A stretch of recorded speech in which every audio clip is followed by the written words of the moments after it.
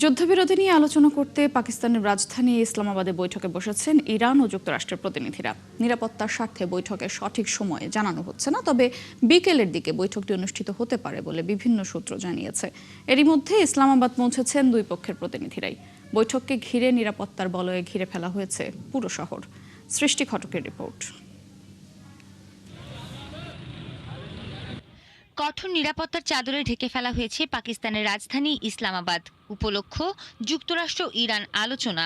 ইসলামাবাদের hotel সেরেনায় থাকছেন প্রতিনিধিরা, তাই বাকি সব অতিথিকে চলে যেতে বলা হয়েছে। খালি করে দেয়া হয়েছে পুরো হোটেল। শহরের দূতাবাস এলাকায় এবং আশপাশের সড়কগুলো বন্ধ করে দেয়া হয়েছে।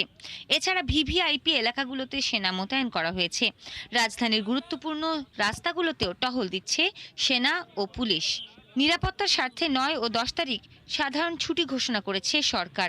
বন্ধ রাখার নির্দেশ ছিল বাজারও, কেবল জরুরি পরিষেবা ছিল নির্দেশনার বাইরে।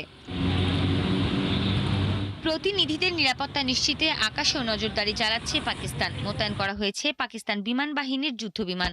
বন্ধ করে দেয়া হয়েছে ইসলামাবাদে ঢোকা ও বের হওয়ার সব পথ। এরই মধ্যে মার্কিন vice president JD Vance, Steve Witkoff ও জ্যারেড কুশনার পৌঁছেছেন ইসলামাবাদে। তাদের অভ্যর্থনা জানিয়েছেন পাকিস্তানের সেনাপ্রধান আসিম মুনির। আসার আগে ভ্যান্স বলেন, ইরানিরা সৎ মনোভাব নিয়ে আলোচনা করতে চাইলে যুক্তরাষ্ট্র ইতিবাচক সাড়া দিতে রাজি, তবে আলোচনার নামে ধোঁকা দেওয়ার চেষ্টা করলে যুক্তরাষ্ট্র নমনীয় থাকবে না।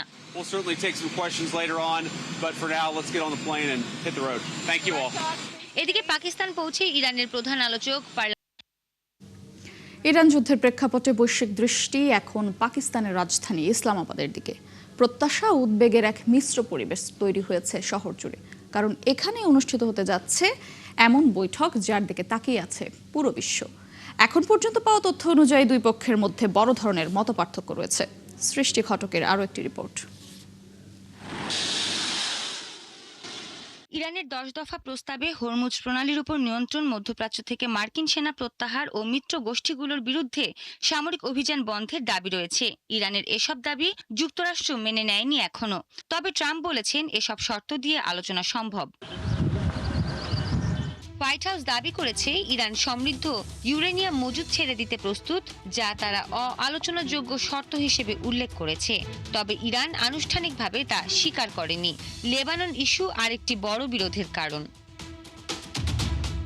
বুধবার ইসরায়েলের হামলায় লেবাননে 200 জনেরও বেশি নিহত হয়েছে। এরপর ইরানের পররাষ্ট্রমন্ত্রী আব্বাস আরাকচি সতর্ক করে বলেন, হামলা চলতে থাকলে ইরান যুদ্ধবিরতি থেকে সরে যেতে পারে। তিনি আরও বলেন, যুক্তরাষ্ট্রকে সিদ্ধান্ত নিতে হবে যে যুদ্ধবিরতি বজায় রাখা হবে নাকি ইসরায়েলের মাধ্যমে যুদ্ধ চলবে। তবে জেডি ভ্যান্স বলেছেন, যুদ্ধবিরতির শর্তে লেবানন অন্তর্ভুক্ত নয়, যা ট্রাম্প প্রশাসনের অবস্থানের সঙ্গেও মিল রয়েছে। পাকিস্তানের সাবেক কূটনীতিক মাসুদ খালিদ বলেছেন, আলোচনার আগেই পরিস্থিতি জটিল হয়ে উঠেছে। তার মতে, ইসরায়েল এই প্রক্রিয়া ব্যাহত করতে চাইছে। আন্তর্জাতিক বিশ্লেষকরা বলছেন, পারস্পরিক অবিশ্বাসই সবচেয়ে বড় বাধা। বিশ্লেষকদের মতে, স্বল্প মেয়াদে চূড়ান্ত সমঝোতা হওয়ার সম্ভাবনা কম। লেবানন ইস্যুই এখন সবচেয়ে বড় সংকট হয়ে দাঁড়িয়েছে। ইরান হামলা বন্ধে অনড়, অন্যদিকে ইসরায়েল ও যুক্তরাষ্ট্রের অবস্থান ভিন্ন। বিশ্লেষকরা বলছেন, যুক্তরাষ্ট্র চাইলে ইসরায়েলকে থামাতে পারে, যা বড় অগ্রগতি হিসেবে বিবেচিত হবে। গালফ ইন্টারন্যাশনাল ফোরামের প্রধান দানিয়া থানার বলেন, আলোচনায় ইসরায়েলের অনুপস্থিতি বড় সমস্যা। অন্যদিকে আরেক বিশ্লেষক মাসুদ খালিদ মনে করেন, সময়ের সঙ্গে দুই পক্ষের কঠোর অবস্থান কিছুটা নমনীয় হতে পারে ও হরমুজ প্রণালী আবারও চালুর বিষয়ে সমঝোতা সম্ভব। তবে শান্তির নিশ্চয়তা দেবে এমন কোনো একক দেশ পাওয়া কঠিন বলেও তিনি মন্তব্য করেন। বিশ্লেষকরা বলছেন, যুদ্ধবিরতি ধরে রাখা ও আলোচনাতে বসাটাই এখন সবচেয়ে গুরুত্বপূর্ণ পদক্ষেপ। যুক্তরাষ্ট্র যদি ইসরায়েলকে হামলা বন্ধে বাধ্য করতে পারে, তবে সেটি বড় সাফল্য হিসেবে বিবেচিত হবে। সৃষ্টি ঘটক, ৭১। পাকিস্তানে ইরান ও যুক্তরাষ্ট্রের বৈঠকের উদ্যোগ যতটা সম্ভাবনাময়, ততটাই ঝুঁকিপূর্ণ। পাকিস্তানের আঞ্চলিক নিরাপত্তা, কূটনৈতিক ভারসাম্য এবং বিশ্ব অর্থনীতির ওপর সরাসরি প্রভাব ফেলতে পারে এই বৈঠক। এ নিয়ে দারুণ চাপে আছে পাকিস্তান। দেওয়ান মোবাশ্বির হোসেন জানাচ্ছেন বিস্তারিত। গত কয়েক সপ্তাহ ধরেই পাকিস্তানের প্রধানমন্ত্রী শেহবাজ শরীফ এবং সেনাপ্রধান আসিম মুনির যুক্তরাষ্ট্র ও ইরানের যুদ্ধবিরতি বহাল রাখার জন্য সক্রিয় কূটনৈতিক প্রচেষ্টা চালিয়ে যাচ্ছেন। যুদ্ধবিরতির এই আলোচনা বিশ্বের জন্য যতটা সম্ভাবনাময়, পাকিস্তানের জন্য ততটাই ঝুঁকিপূর্ণ, এমন মত বিশ্লেষকদের। যদি ইরানে বিশেষ করে সিস্তান ও বেলুচিস্তান অঞ্চলে অস্থিতিশীলতা বাড়ে, তাহলে তা পাকিস্তানের পশ্চিম সীমান্তকে আরও অশান্ত করে তুলতে পারে, কারণ সেখানে এরই মধ্যে তেহরিকি তালেবান এবং বেলুচ বিচ্ছিন্নতাবাদী আন্দোলন চলছে। এছাড়া পাকিস্তানের সরাসরি যুদ্ধে জড়ানোর সম্ভাবনা উড়িয়ে দেওয়া যায় না বলেও মত এই বিশ্লেষকের। ইরান যদি সংঘাত আরও বাড়িয়ে সৌদি আরবের ওপর হামলা তীব্র করে, তাহলে পাকিস্তান তার কৌশলগত প্রতিরক্ষা চুক্তির কারণে সরাসরি সংঘাতে জড়িয়ে পড়তে পারে। এটা ইসলামাবাদ এড়াতে চায়। এদিকে পাকিস্তানের মধ্যস্থতাকারীর ভূমিকা আগের তুলনায় অনেক বেশি সক্রিয় হয়েছে। শুধুমাত্র বার্তা আদান প্রদান নয়, বরং দুই পক্ষকে সমঝোতায় আনতে সরাসরি প্রভাব খাটানোর চেষ্টা করছে ইসলামাবাদ। এই পরিবর্তন পাকিস্তানের কূটনৈতিক গুরুত্ব বাড়িয়েছে, তবে ব্যর্থ হলে তার নষ্টের আশঙ্কা আছে বিশ্বাসযোগ্যতাও। ইসলামাবাদের এই উদ্যোগের সাফল্য নির্ভর করছে যুদ্ধবিরতিকে স্থায়ী করার উপর, আর এই সফলতাই নির্ধারণ করতে পারে পুরো অঞ্চলের ভবিষ্যৎ। দেওয়ান মুবাশশিরা হোসেন, ৭১। ইসরায়েল ও হিজবুল্লাহর মধ্যে চলমান সংঘাত নিরসনে যুদ্ধবিরতি নিয়ে আলোচনার লক্ষ্যে আগামী মঙ্গলবার ওয়াশিংটনে বসছে ইসরায়েল ও লেবানন। লেবাননের প্রেসিডেন্টের কার্যালয়ের এক বিবৃতিতে এই তথ্য জানানো হয়েছে। এই আলোচনায় মধ্যস্থতা করবে যুক্তরাষ্ট্র। লেবাননের প্রেসিডেন্ট জোসেফ আউনের কার্যালয় জানিয়েছে, দুই দেশের প্রতিনিধিরা মার্কিন পররাষ্ট্র দপ্তরে বৈঠকে বসবেন। বৈঠকের উদ্দেশ্য হলো যুদ্ধবিরতির ঘোষণা এবং সরাসরি আলোচনা শুরুর একটি তারিখ নির্ধারণ করা। জানা গেছে, এই আলোচনার আয়োজন করতে শুক্রবার যুক্তরাষ্ট্রে নিযুক্ত লেবানন ও ইসরায়েলের রাষ্ট্রদূত এবং লেবাননে নিযুক্ত মার্কিন রাষ্ট্রদূতের মধ্যে একটি ফোনালাপ অনুষ্ঠিত হয়েছে।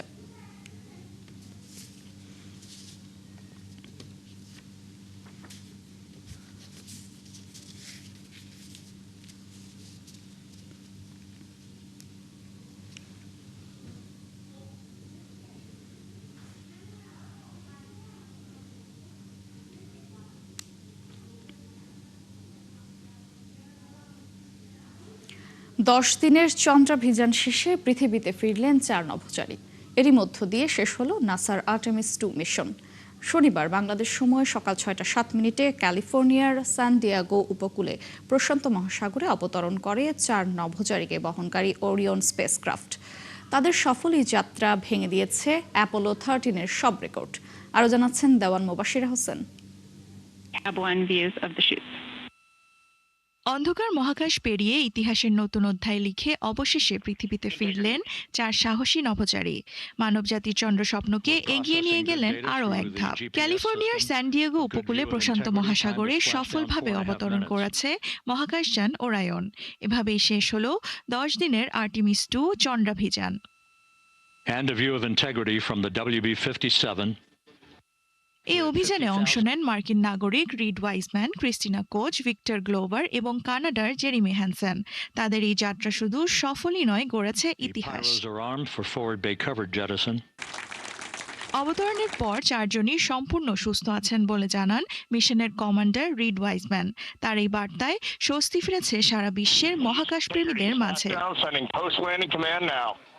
সমুদ্র অবতরণের পরপরই শুরু হয় উদ্ধার কার্যক্রম।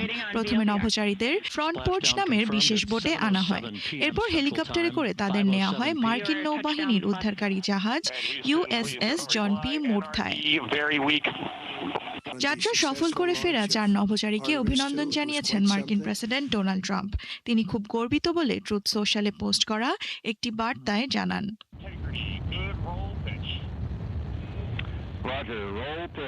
চাঁদের দূরবর্তী কক্ষপথে অবস্থানকালে তাদের পৃথিবী থেকে দূরত্ব ছিল 2,52,757 মাইল, যা ভেঙে দিয়েছে 1970 সালের অ্যাপোলো 13 মিশনের দীর্ঘদিনের রেকর্ড। আর্টেমিস 2 ছিল নাসার বড় পরিকল্পনার একটি গুরুত্বপূর্ণ ধাপ। এর লক্ষ্য হল 2028 সালের মধ্যে চাঁদের দক্ষিণ মেরুতে মানুষের পদচিহ্ন প্রতিষ্ঠা করা। দেওয়ান মুবাশশিরা হোসেন, ৭১। মহাকাশ অভিযানে নতুন ইতিহাস গড়তে যাচ্ছে নাসা। আর্টেমিস প্রোগ্রামের আওতায় 2028 সালের প্রথম দিকে আর্টেমিস 4 মিশনের মাধ্যমে চাঁদে নতুন ধাপের অনুসন্ধান চালানোর পরিকল্পনা রয়েছে। এই অভিযানের মূল লক্ষ্য চাঁদে মানুষের দীর্ঘমেয়াদী উপস্থিতি নিশ্চিত এবং চাঁদের দক্ষিণ মেরু অঞ্চলে পানির সন্ধান ও ব্যবহারযোগ্য সম্পদের সম্ভাবনা অনুসন্ধান। আরও জানাচ্ছেন নাহিদা রিন্থি।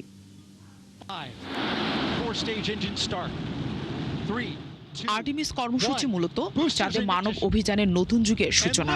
2022 সালে আর্টেমিস 1 ছিল মানববিহীন পরীক্ষা, আর আর্টেমিস 2 মানুষের অংশগ্রহণে চাঁদের কক্ষপথে যাত্রা। পরবর্তী মিশন আর্টেমিস 3 লক্ষ্য 2028 সালে চাঁদের দক্ষিণ মেরুতে মানুষের অবতরণ। বিজ্ঞানীরা মনে করছেন চাঁদের দক্ষিণ মেরুতে বরফের বিশাল ভান্ডার থাকতে পারে, আর এই বরফ থেকে পানি, অক্সিজেন এমনকি জ্বালানি তৈরি সম্ভব, যা ভবিষ্যতের মহাকাশ অভিযানে বড় ভূমিকা রাখবে।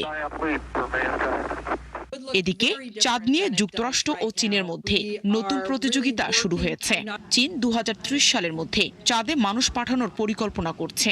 এছাড়া আর্টেমিস প্রোগ্রামের সম্ভাব্য খরচ প্রায় $93 বিলিয়ন। এই কর্মসূচিতে বেসরকারি খাতের অংশগ্রহণও বাড়ছে।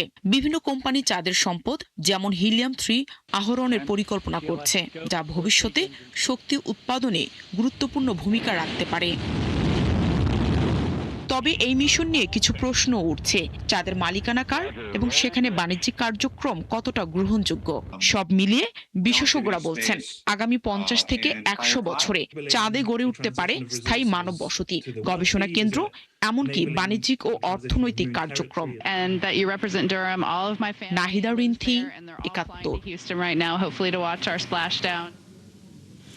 এই ছিল এখনকার আয়োজনে বিশ্বের আরও নতুন কিছু খবর ও বিশ্লেষণ নিয়ে আগামীকাল সকাল 9:30টায় আবারও হাজির হবে বিশ্বযুগ। চোখ রাখুন 71 ফেসবুক পেজে এবং সাবস্ক্রাইব করুন 71 ইউটিউব চ্যানেল। 71-এর সাথেই থাকুন।